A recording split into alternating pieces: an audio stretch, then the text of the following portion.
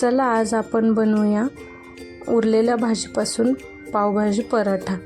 तर त्यासाठी इथं मी गव्हाचं पीठ 2 वाटी घेतलेलं आहे आणि पावभाजी घ्यायची जी आपल्याकडे उरलेली असते ना भाजी। आपण कसं पाव जास्ती खाणं काही आरोग्यासाठी चांगलं नसतं, तर असं नक्की ट्राय करून बघा, नाश्त्याला वगैरे होतं हे।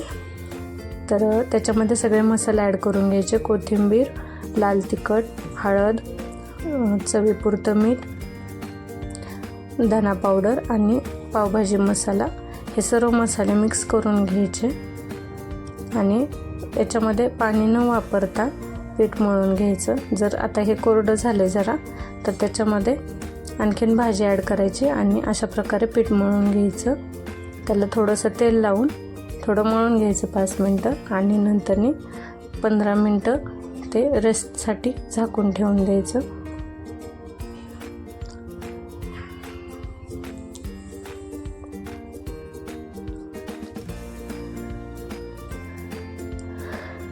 तर आता 15 मिनटानंतर बघू शकता मऊ असं झालेलं आहे पीठ, जास्ती पातळ नाही करायचं आणि याचे छोटे छोटे गोळे बनवून पराठा लाटायला घ्यायचा।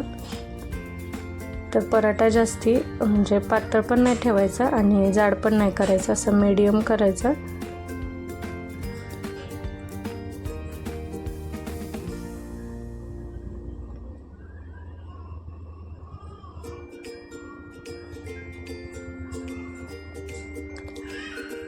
तर अशा प्रकारे लाटून घ्यायचं, जास्ती म्हणजे थोडंसं जाडसर ठेवायचं, हे बघू शकता।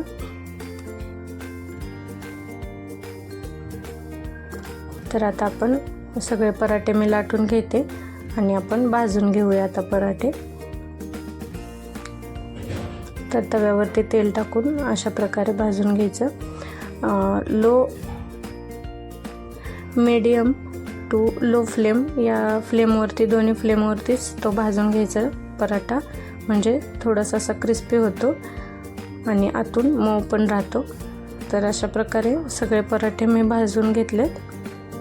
तर एवढ्या प्रमाणामध्ये एक माझ्याकडून 6 पराठे झालेले आहेत, निदान एक 4 माणसं खातील एवढे पराठे झालेले आहेत। तर तुम्ही पण नक्की ट्राय करा आणि व्हिडिओ कसा वाटला, रेसिपी कशी वाटली मला कमेंट करून नक्की कळवा।